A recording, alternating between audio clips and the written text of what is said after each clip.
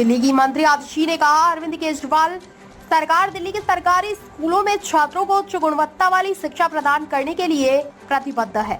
अगर देश में कोई राज्य सरकार है जो अपने बजट का 25% शिक्षा के लिए आवंटित करती है तो वह अरविंद केजरीवाल सरकार है। आज दिल्ली में स्कूली बुनियादी ढांचे का युद्ध स्तर पर विस्तार किया जा रहा है। आज शहर के विभिन्न हिस्सों में 14 नए स्कूलों का निर्माण किया जा रहा है। केजरीवाल जी की सरकार के लिए बच्चों की शिक्षा सबसे बड़ी प्राथमिकता रही है। पूरे देश में अगर एक इकलौती सरकार है जो अपने बजट का 25% हिस्सा एजुकेशन पर लगाती है तो वो अरविंद केजरीवाल जी की दिल्ली सरकार है। सब जानते हैं कि देश भर में सरकारी स्कूलों का क्या हाल है। बच्चों के पढ़ने के लिए क्लासरूम नहीं है, क्लासरूम है तो बैठने के लिए डेस्क नहीं है, बच्चे टाट पट्टी पर पढ़ते हैं। जब बरसात का मौसम आता है तो कमरों में बरसात का पानी टपकता है, टॉयलेट नहीं है, पानी नहीं है, बिजली नहीं है। दिल्ली के भी सरकारी स्कूलों का 2015 से पहले यही हाल था। दिल्ली में क्लासरूम की कमी थी, क्लासरूम में डेस्क नहीं होते थे, ब्लैक बोर्ड टूटे हुए होते थे। दिल्ली के कई हिस्सों में खासकर डेंसली पॉपुलेटेड एरियाज में कई ऐसे स्कूल थे जहां पे एक क्लासरूम में 150 बच्चे पढ़ते थे। जब 150 बच्चे ठस बैठ के क्लासरूम में पढ़ रहे हैं तो आप कैसे उनको हाई क्वालिटी एजुकेशन दे सकते हैं? अगर भगवान भी आके उन बच्चों को पढ़ाने की कोशिश करते तो शायद अच्छी शिक्षा नहीं दे पाते। लेकिन अरविंद केजरीवाल जी ने ठान लिया था कि वो दिल्ली के हर बच्चे को, चाहे वो अमीर परिवार से हो या गरीब परिवार से हो, हाई क्वालिटी एजुकेशन देंगे।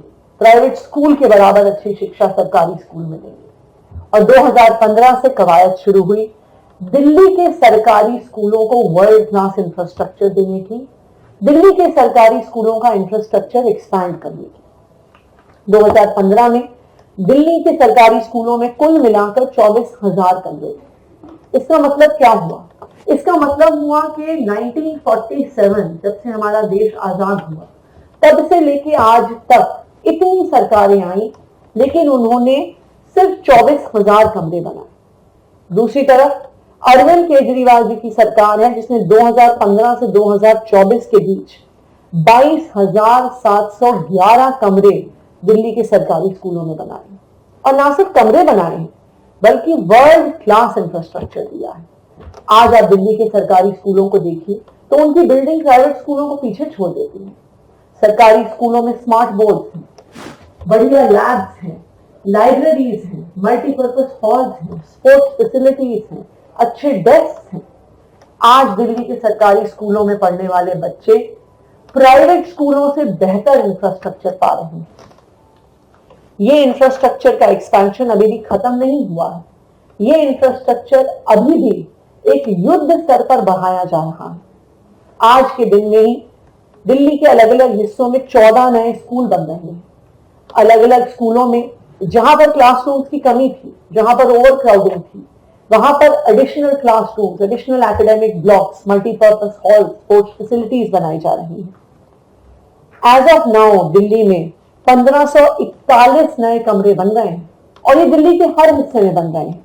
रोहिणी, सुंदर नगरी, मुस्तफाबाद, ईस्ट विनोद नगर, द्वारका, मयूर विहार, झरोदा कला, किराड़ी, सीमापुरी, मैदानगढ़ी, रघुबीर नगर, टगोर गार्डन, आया नगर, दिल्ली के हर हिस्से में ये इंफ्रास्ट्रक्चर का एक्सपेंशन जारी है। और शायद यही कारण है कि अरविंद केजरीवाल जी के काम को रोक नहीं सकते, अरविंद केजरीवाल जी जैसे अच्छे स्कूल नहीं दे सकते, अरविंद केजरीवाल जी जैसा world class infrastructure government schools में नहीं दे सकते। इसीलिए केंद्र सरकार ने, भारतीय जनता पार्टी शासित केंद्र सरकार ने अरविंद केजरीवाल जी को जेल में डाल दिया है। लेकिन मैं दिल्ली के लोगों को ये बताना चाहूंगी कि अरविंद केजरीवाल जी की सरकार दिल्ली के बच्चों को हाई क्वालिटी एजुकेशन देने के लिए प्रतिबद्ध है।